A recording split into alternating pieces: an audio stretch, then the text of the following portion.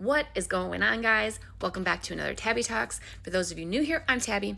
Today we are going to talk about everything that I've kind of been talking about, which is you are creating your world.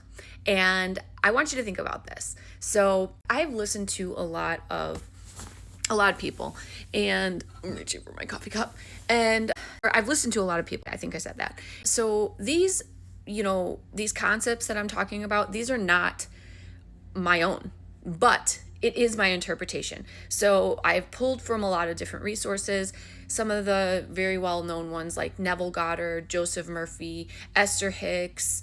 There's a great guy on YouTube, The Power of I Am. His name's Eric. There's a guy, Joseph Rodriguez. I mean, there's David Bayer. There's just so many people that have such great ways of talking about the exact same things that I'm talking about. Those are great resources for you as well, if you wanted to hear it in a different way. However, so, what I'm talking about is that you are creating your experiences. You are creating your life. Your thoughts, your beliefs, your fears, your insecurities, your past judgments, that is shaping the world around you. Everything is being filtered through that lens.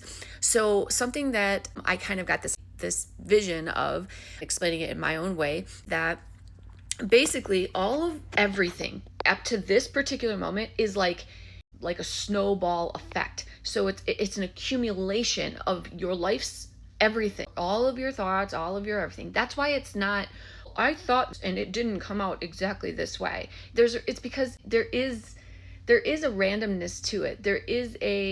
It's not one, I think one thing and it happens. Like, again, this can happen, but I'm saying if you're doubting because you never thought specifically this very specific thing about a person, that may be true. However, if you did have a predominant belief about this person, so if you predominantly believed that they were bad, then they would show up in a way that would validate your perspective of them. Do you see what I'm saying? So it's not about you going, well, I never imagined that this person would hurt me that way or say this to me. No, maybe you didn't, but did you imagine them as bad or not kind or untrustworthy? And then the situation showed up to support what it was that you felt about them. Anyways, it's like a snowball effect, all right? And this is what I want you to get.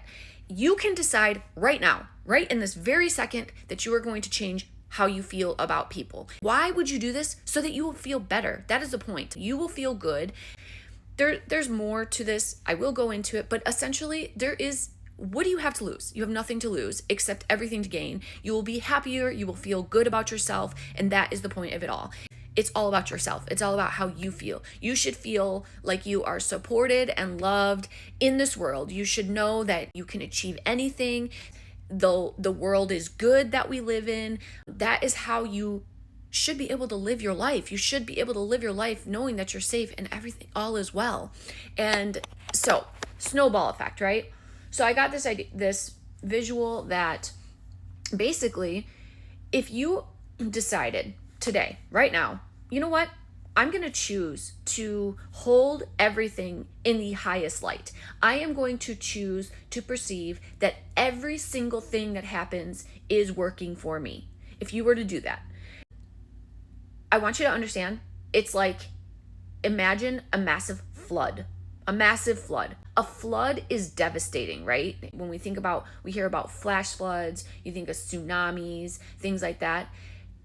It's not traditionally thought of as a good thing. If you are in a low spot, if you are struggling with life, if you are struggling in the sense of trying to understand why everything has happened, if you want everything to change, if you want a person, if you want a job, if you want these things in order to go to the next level, imagine a flood, right? So today you decide, I'm changing it all. I'm going to listen to what this girl says, maybe what somebody else you've heard say. I'm going to use my mindset. I'm going to imagine the life that I want.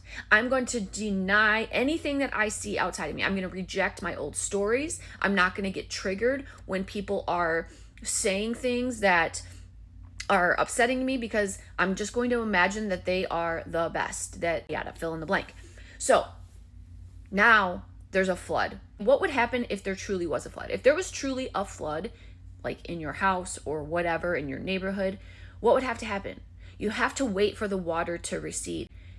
Then you have to clean up.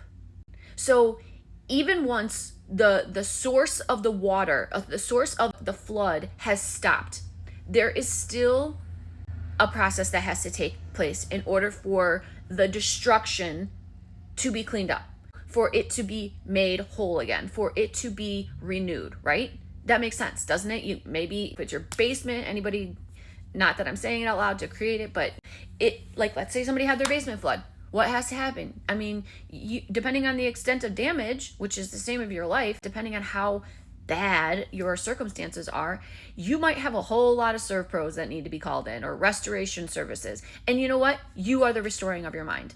Immersing yourself in positive content, listening to things that cause expansion in your mind, building your self-concept up, knowing that it all starts with you, taking radical accountability, accepting that this is the way that the world works. That is where you begin. It's like assessing the damage, right? Think back over the course of your life. If you are in a bad relationship right now, what patterns do you believe about relationships? Did you watch maybe your parents have a bad relationship? Have you personally experienced bad relationships? What predominant beliefs do you believe about relationships? Do you believe that they don't work out? Do you believe that it all ends in divorce? Do you believe that even when people get married, it fizzles after a while? So you have to become aware of your beliefs. You have to become aware of your own perspectives so that you can accept responsibility for that. If you believe that men aren't good, then you will meet so many men in your life that reflect that belief within you. If you believe that women are not trustworthy, you will meet so many women in your life that show you that they are not trustworthy. They will do things to you to prove you right. So the flood has come. All right, you decide today, I'm changing this. I am no longer going to live my life.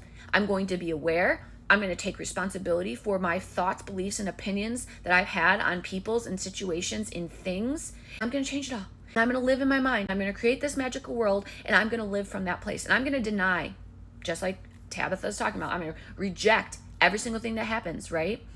And now, time to do damage control. What needs to be cleaned up? This is internal work. This is the internal conversation. This might be journaling, talking to a friend, getting a second opinion. But regardless of what you accept or what you find, it all comes back to yourself. You have to know that you are the source. You have to know that when you start to change your mind, the only thing to actually work on is changing yourself. That's it. That is building yourself. It's not about changing other people. It's not about getting other people to bend to your will. It's not about that. It's about owning the beliefs that you've had about the circumstances and situations in your life, and deciding, I will believe in the good and only the good. And I will trust that no matter what's showing up outside of me is simply a reflection of me. Actually, another really great source, Bashar says that this idea, if you were to look into a mirror and the mirror were frowning, would you go up to the mirror and try to get it to smile? Or would you realize that you are the one not smiling? So the world is a reflection of you. So if the outside world is not smiling, you need to smile. You need to go, it's not like that. So I try to get these videos in as short as possible. I know that all makes sense. I know you're having a great day.